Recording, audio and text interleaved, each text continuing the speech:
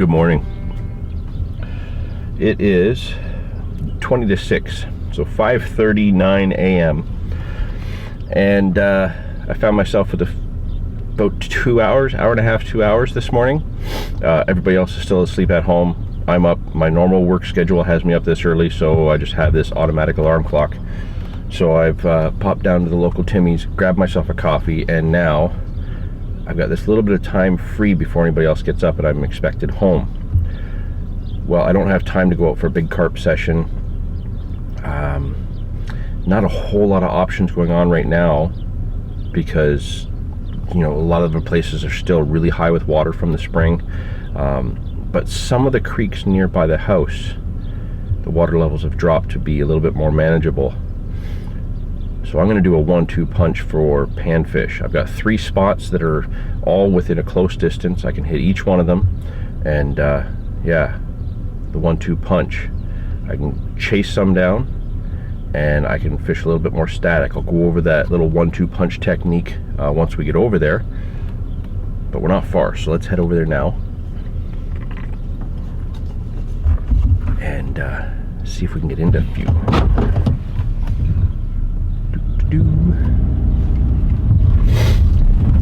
I'm actually excited now because I wasn't planning on fishing, and when I got my coffee I looked in the back and saw, oh hey, I still have the fishing gear in the back for panfish because I was going to take the little guy out yesterday, but we didn't go, so now I can, and we're not far at all. We're just coming up on our first spot. Let's hold the camera so she don't slide.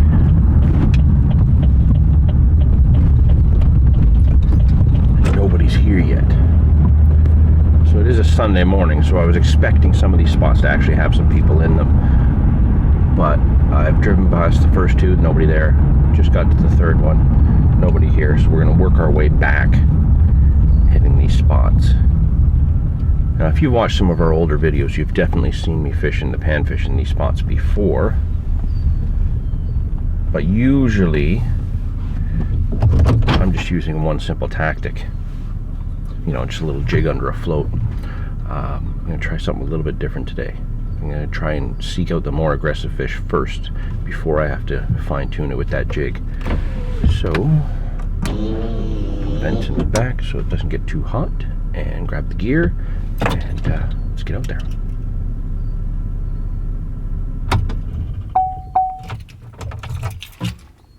It's on now.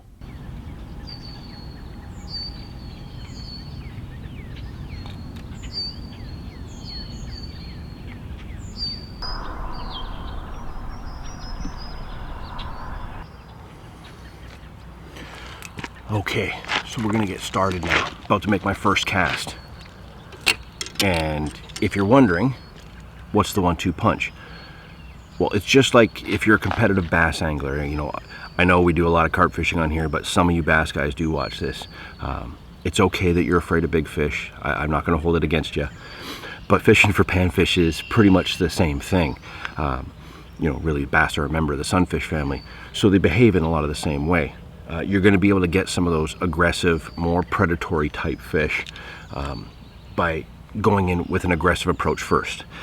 Personally, I like going in with little body baits, you know, tiny crankbaits, skimming them through the weeds, around the weed beds, past some lilies, any kind of structure, and moving them relatively quickly, trying to get the more aggressive take.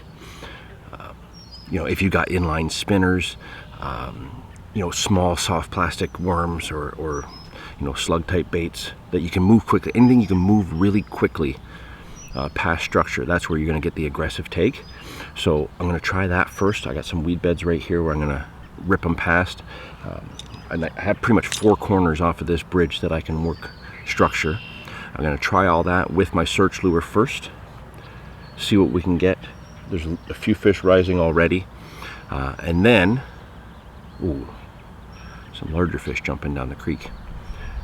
After we've done the rip through with the search lure, then we'll go to a more subtle approach. I'll show you that. It's something you've seen from me before, but how you use these two tactics in conjunction with one another is really what makes it a deadly tactic.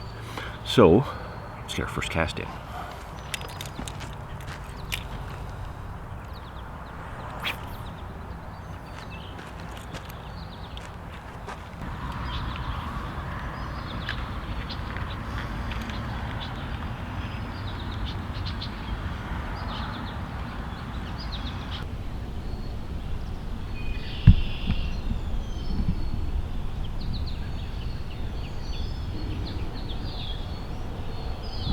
All right, this is where it gets a little bit difficult. The sun's really popped up over the horizon, so it's gotten really bright all of a sudden. I've worked my search bait in 2 spots, this corner and the corner right there. But what do I see when I'm over there? Well, I'm fishing for panfish. I see a carp taking insect larvae and stuff out of the scum of the weeds right against the bank. I absolutely have some little lures that I can get that fish with. I have a net with me, but as you can see, that corner is really, really tight to get into. So sure, I could hook a big fish on ultralight tackle and that would be great, but I don't have a place to safely net it. So as much as I want to try and get that fish, I'm gonna have to let it go. Self-control is very important. Also fish safety. So they kind of go hand in hand. All right, we're gonna switch sides to the other side of the bridge. We're gonna run that search lure through there. Then we'll slow down our tactics. And if I can find a safe netting place, I'll try for that fish. But we're here for panfish. That's the target. I gotta stop thinking carp.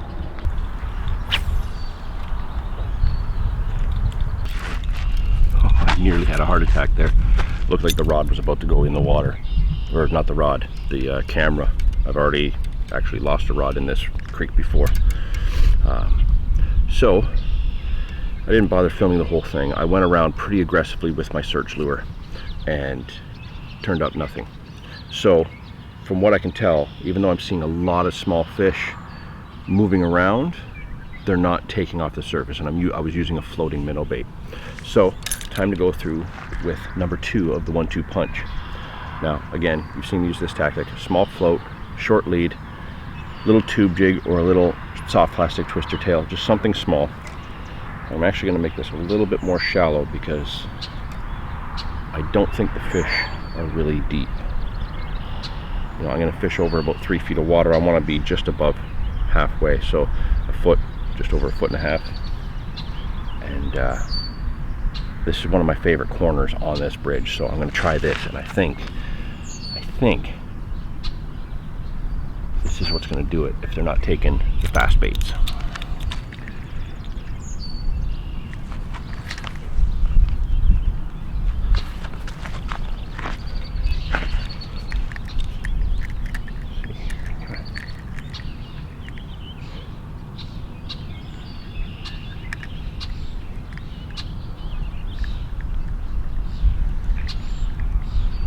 Really, really weedy. Oh, full of bugs too.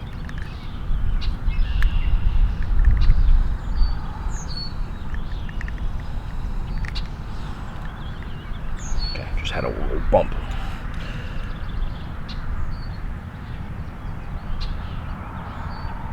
Just working this. Oh man, I should have brought the carp gear out. That was probably a high double easily to just come up right where I'm fishing. So the carp are here, and I didn't bring the carp stuff.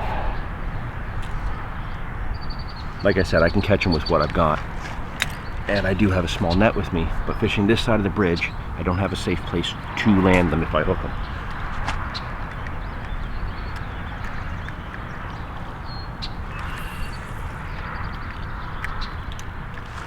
Okay, I tell you right now, Kevin's gonna kill me because I'm fishing one of our favorite creek spots for carp, for panfish.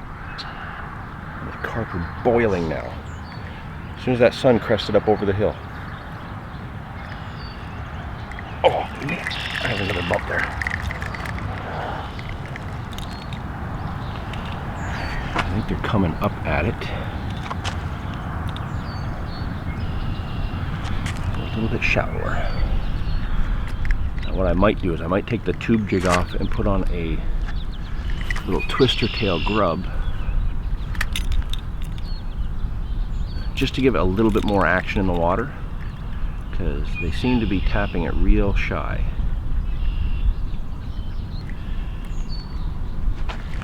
Just play with your depth, make the adjustments, keep finding them. So along that shallow weed line, I got fish rising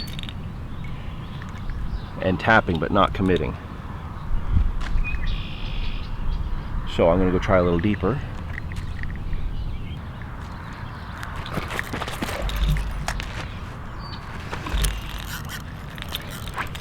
We just dropped it down and something smashed it. Oh my god, it's a bass.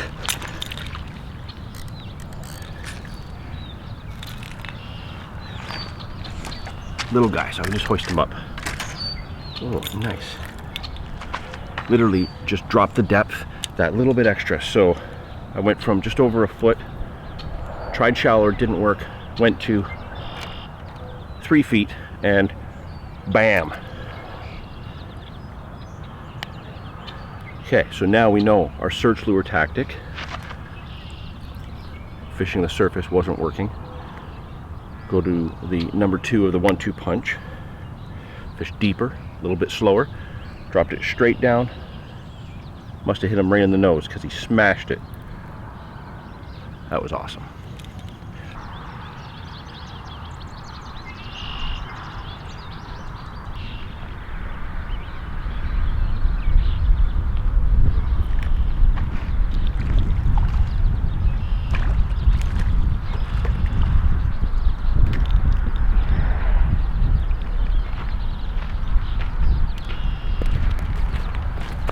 Okay, so it's working. The 1-2 punch is successful. Again, always go through with the search lure, something fast, spinner, a sinking or a floating minnow bait. You know, I tried the floating, turns out the fish are not up near the surface. They're down much deeper.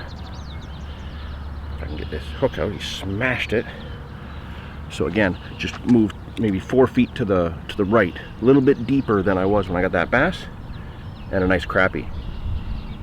And these guys feed upwards, so if I'm hitting them at that 3 feet, they're probably sitting at about 4.5 feet down. You know, they're just below my bait. Try again.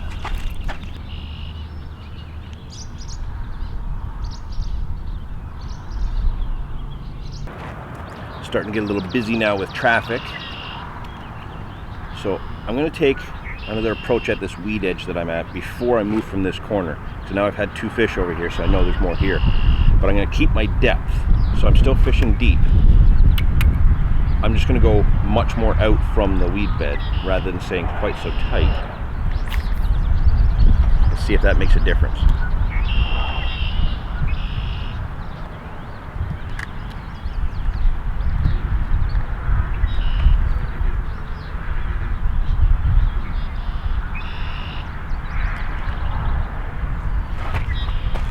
Does make a difference. Put me in the weeds.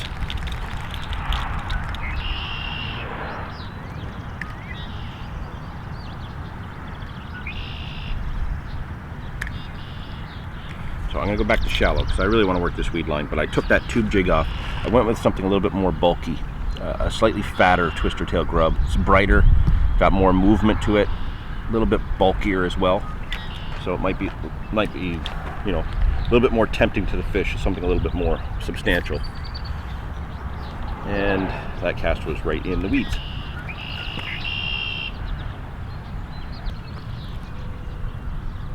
There's a turtle chasing my bobber.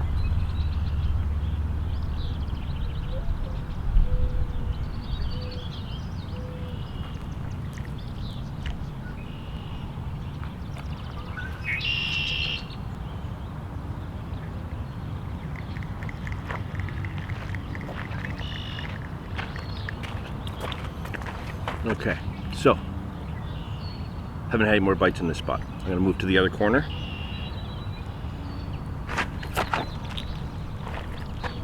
And try this more subtle approach because we know the aggressive one didn't take. Now I could switch that to a spinner, something heavier, something to fish a little bit deeper, but I've now found what they're after. And those were two pretty aggressive takes for fishing a pretty subtle approach. So I think I found the tactic that they want.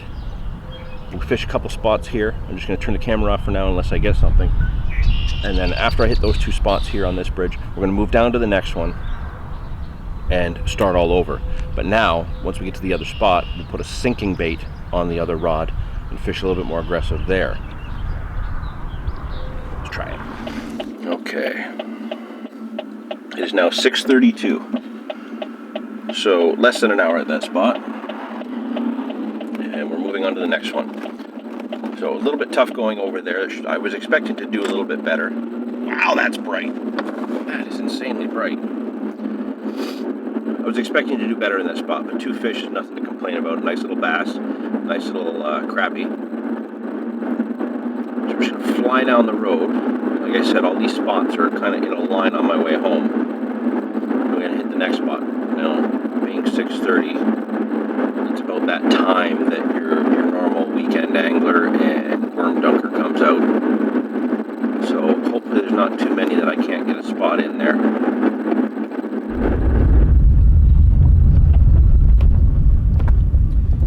Shoulder's a little bit soft. All right, we are safely off the road. We are at location 2. So I'm going to turn this off. When I get out there, I'm going to change my search lure to something that sinks. Definitely want to get down a little bit deeper because that's what they were doing up there. Man, I was really hoping to get something on the top, but haven't seen any bluegill yet. Haven't seen any pumpkin seed yet. We've seen bass, we've seen crappie. So now, what are we going to get here? Let's find out. Okay, so I've changed bait. I'm not carrying as much stuff out here. If I'm only using the 2 rods, the 1-2 punch, I don't need to carry the bag of tackle and everything. I just got the 2 rods, the net, and the camera. The sun is super bright over here, and the wind is much, much worse down this end. So I've got the bridge structure, I've got a little shallow bay, I've got a wooden shoreline with a boat parked over there. I got some pretty good structure. Now it's just a matter of, is there fish? It's a different kind of bridge, so it's not as easy for me to set the camera up anymore. I redid it. I don't like it. Let's see what we can find. Okay, so the new bridge design that I'm fishing off of here, not too favorable for the camera and the mini tripod, but might as well let you know. Like I said, I was going to change the search lure, something to be a little bit more practical, fish a little bit deeper, and I can still fish fast with it. Inline spinner. Not something I use very often, not really a fan of them, but they are incredible fish catching machines. So I'm going to try and blind myself by looking into the sun and blast this over by that boat, see what we can get. I just hope I can move this bait fast enough to get it to work. Bait like this at a high angle is not always the best practice. Oh yeah, it's working really well. I know there's something around that boat over there. One thing about spinners though, they cast incredibly well. Oh, a bass just come up and chased it. And a carp just jumped over there. Oh, there's fish here. Man, it's so bright. Even with sunglasses on, I can't see where the crap is. Okay, so there's definitely fish here. And some salad. Okay, I'm going to try a long cast along the structure of this bridge and see what that does.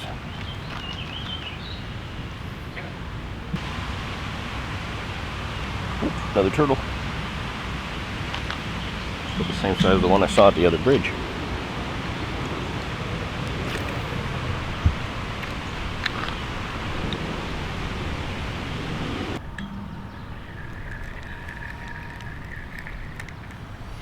Alright, so one thing I didn't mention yet, and to be honest with you, whenever I do this style of fishing, I think I often forget to, the rods and reels I'm using. Now these are old ones. I've had these ones for years. They're 5-foot rods, ultralight rods. You know, so they're made to use really small lures, really light line.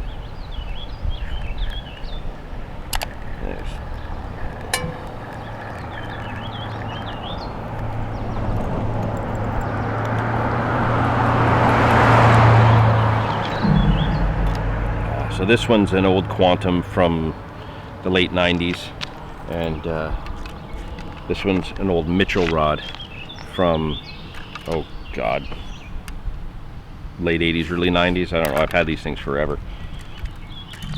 You know, you take care of something, it's going to last forever. But I've coupled those with very small reels. So I don't know what the sizing of these would be. I would say probably the step up from an ice fishing reel, really small reel. And on the rod with the float, I'm using 4-pound test. With this rod, I'm using 6, because this rod is a little bit stiffer, got a little bit more backbone, and it can handle a larger fish. You know, certainly a larger fish than you would expect to use or expect to catch with a rod this size. So I beef it up because this is the one I use for my search lures. Oh, another fish just rose right there. Okay, so I fished the snot out of this bridge with the search lure. They're not moving fast enough. The fish just aren't that aggressive to be chasing down a minnow bait or a spinner. But they're rising everywhere. And we know there's some fish over there because we saw them come up after the bait. So now it's time to switch to number 2. That's why it's the 1-2 punch, and that's why it's so effective.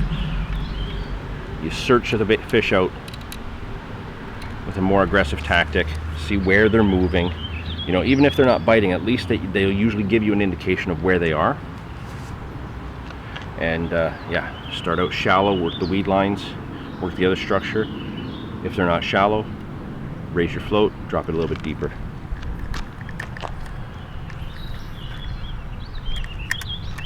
My casting is not on par today. I'm not where I should be. So rusty. Last weekend using 12-foot rods, this weekend using 5-foot rods.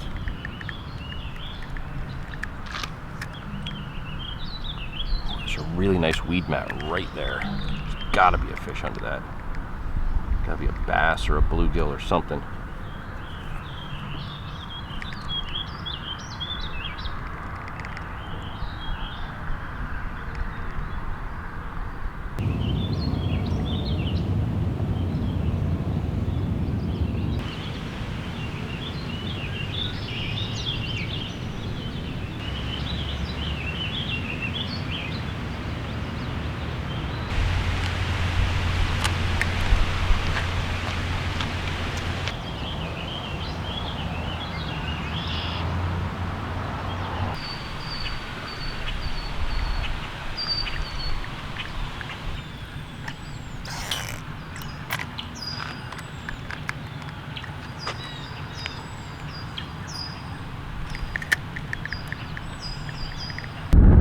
Okay, so location 2 sucked, so I left it.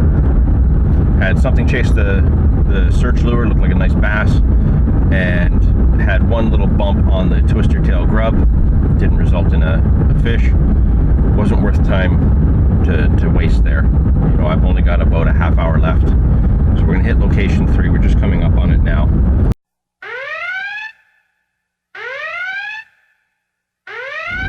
Now, location 2 that I went to is a very pressured spot, so I'm not really surprised I didn't catch there. A lot of people fish there, as I mentioned before. A lot of the average weekend anglers, people that, you know, they just go out for the Sunday and dunk some worms. Absolutely nothing wrong with that.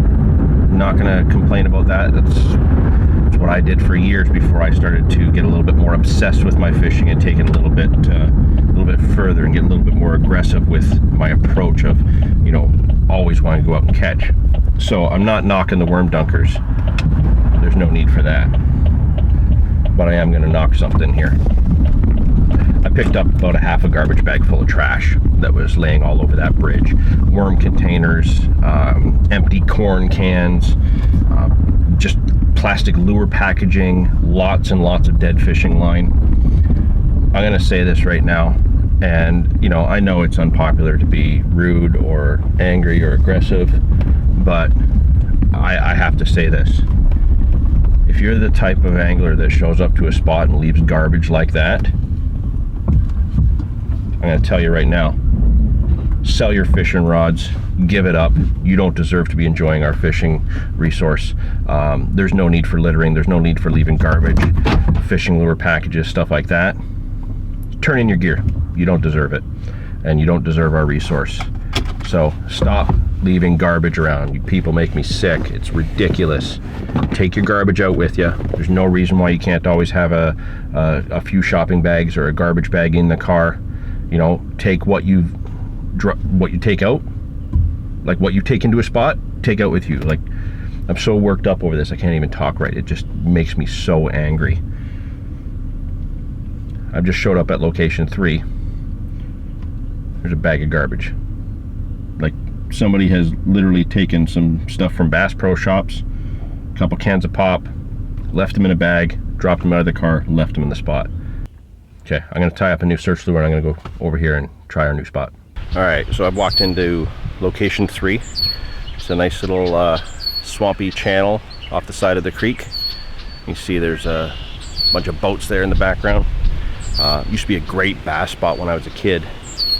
Not so much anymore now that a lot of bass anglers fish the area. You know, the local boat ramp, which used to be really, really small, has now been really built up. Really, really suitable for small tournaments to run out of. So a lot of bass anglers fish here.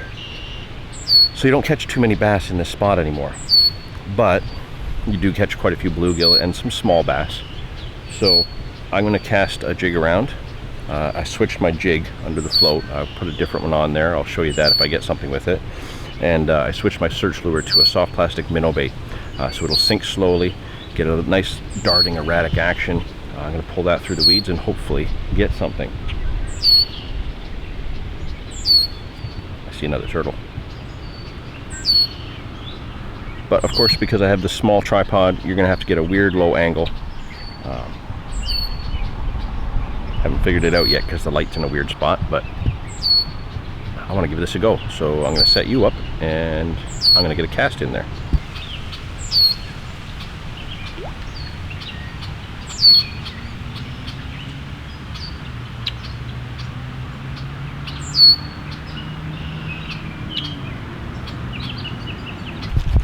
Too shallow right there.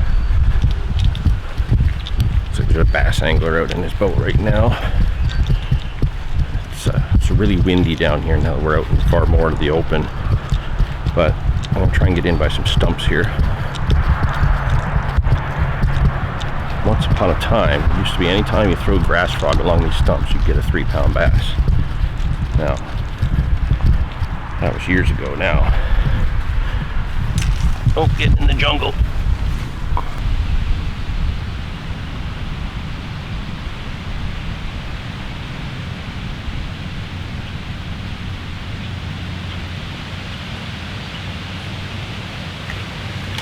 Oh, this big bass just took the bait and I freaking pulled it right out of his mouth. Get it back in there, see if I can get him again. I don't think I stung him.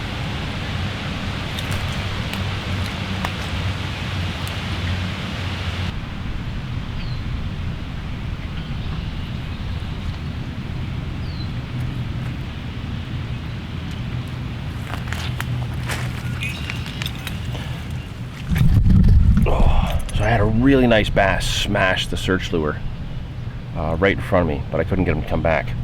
Now, the only reason I'm not using the 1-2 punch right here is because it's way too shallow to fish that under a float. I'm only fishing like just over a foot, and the panfish aren't sitting here. But if I can get closer to the stumps and maybe fish in around them, I know where there's a drop off and I might be able to get it out that far. So I'm just going to try and work my way into the stumps a bit more, see if I can get something in there, because there might be another bass, but there should be some panfish as well.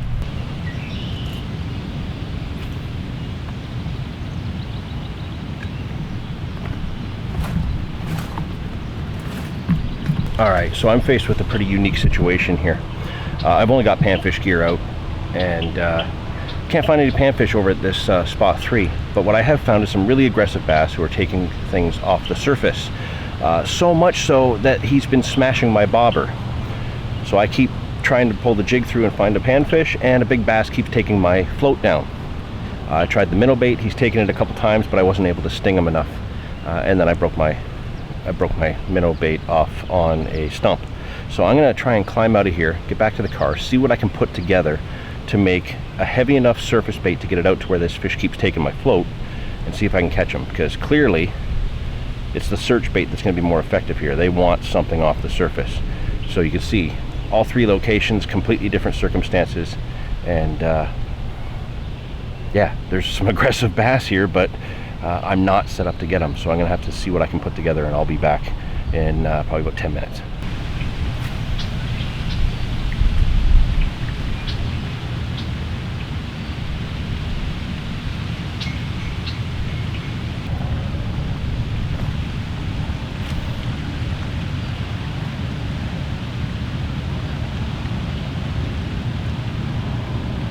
Spot 3,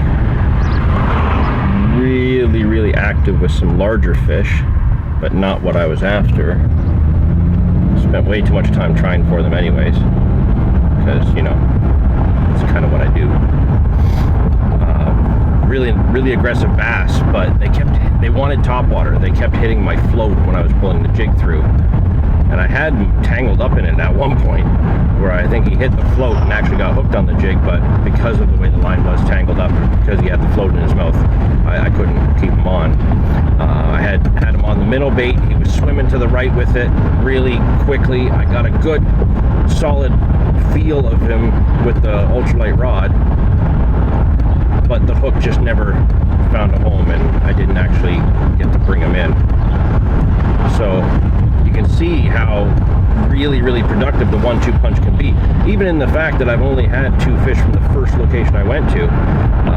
The first and third location, I definitely had a lot of activity and a lot of aggressive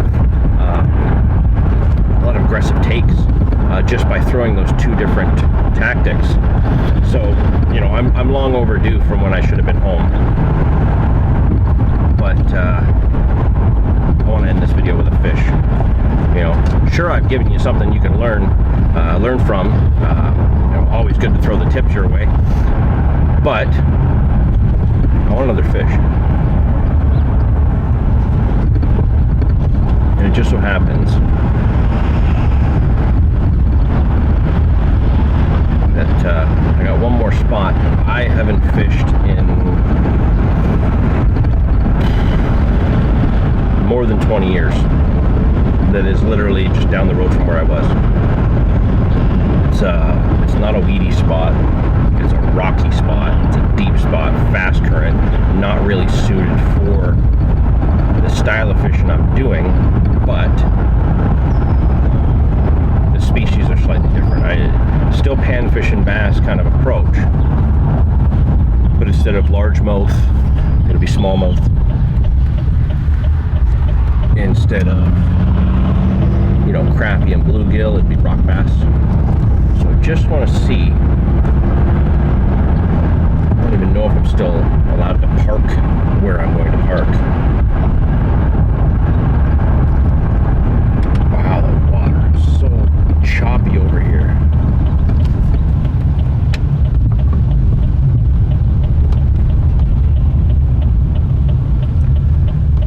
Wow, it's like a raging torrent coming in here.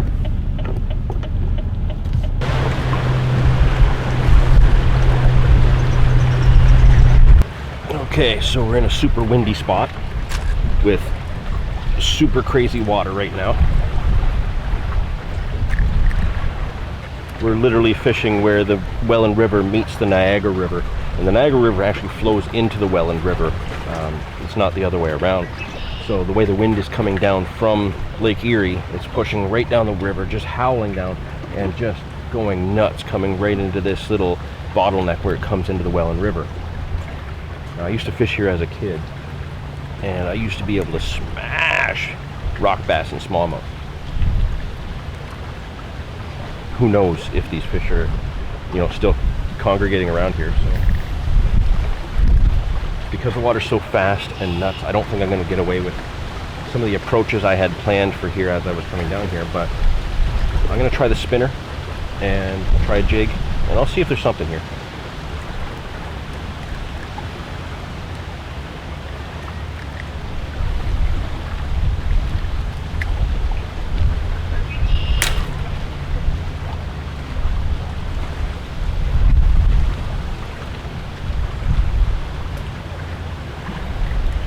Like I said, it was an old rod.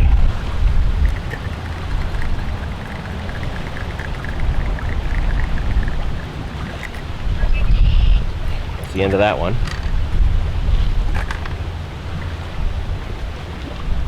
I'm more upset about this losing the spinner than I am about breaking the rod. My own fault. I should have been more careful.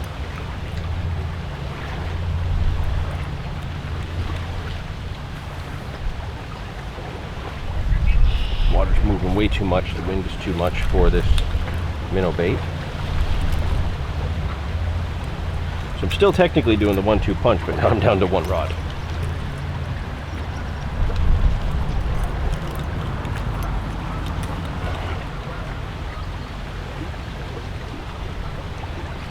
This started out the way I was planning this whole session this morning. It's not ending that way.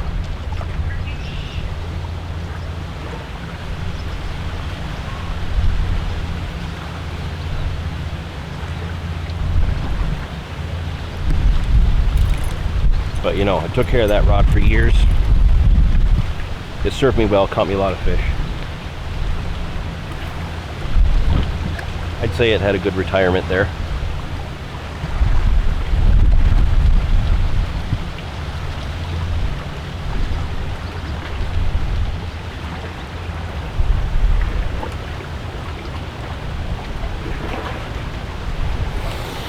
Alright, spot 4 sucks. I'm done. I don't even know if I'm going to post this video now. What a waste of time this last part of the session's been. Oh well, had fun. Smashed a rod. Caught a couple fish. It's definitely going to be another 20 years before I bother coming to this spot. Oh well, we'll see what kind of magic Goldie can do in the editing studio.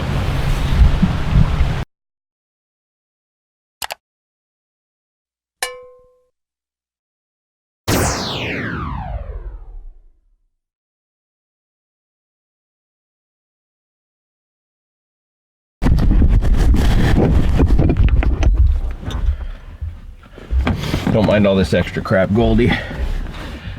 This is just because I don't want the camera to just turn off on me while I'm doing this.